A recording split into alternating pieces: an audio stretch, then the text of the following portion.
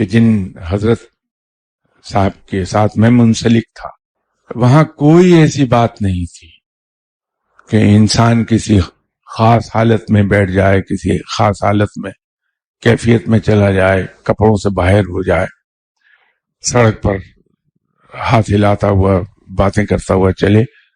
اس کی سخت ممانعت تھی. بڑے شاہ صاحب انتہائی سخت تھے ان معاملات میں کہ ایک دن وہ بہت موڈ میں تھے تو میں ان کے پاس اکیلا بیٹھا ہوا تھا. وہ اپنے ایکسپیرینس سے سنا رہے تھے کہ میں نے یہ ایکسپیرینس کیا، میں نے وہ ایکسپیرینس کیا باتیں. تو میں اتنا محو تھا ان کی باتیں سننے میں کہ مجھے پتہ ہی نہیں چلا کہ میں نے کب ان حضرت صاحب کی تسبیح اٹھائی اور اس کے ساتھ کھیلنے لگیا. پڑھ نہیں رہا تھا، میں بے خیالی میں کھیل رہا تھا تسبیح سے، ان کے کمرے میں بیٹھا ہوا، پبلکلی بھی نہیں، وہاں صرف میں تھا اور مرشد صاحب تھے.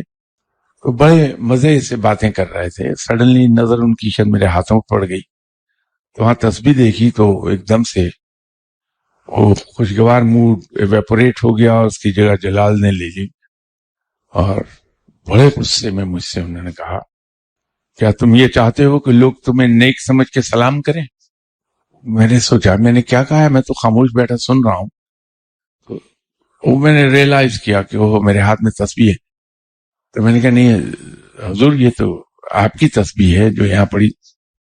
نہیں، تم یہی چاہتے ہو کہ تمہیں لوگ نیک سمجھیں اور سلام کریں جو تسبیح ہاتھ میں لیے پھرتے ہو. میں نے پھر کہا کہ حضور آپ کی ہے، یہاں پڑی تھی، میں آپ کی باتوں میں اس طرح سے غرق ہوا تھا مجھے احساس نہیں ہوا. میں نے اٹھا کے اس سے کھیل رہا تھا، پڑھ بھی نہیں رہا تھا، میں تو آپ کو سن رہا تھا توجہ سے. لیکن وہ جلال وہیں رہا کہ تمہارا تو زندگی کا مقصد صرف ایک ہے کہ لوگ تمہیں نیک سمجھیں اور سلام کریں. بڑی مشکل سے ان کو یقین دلایا.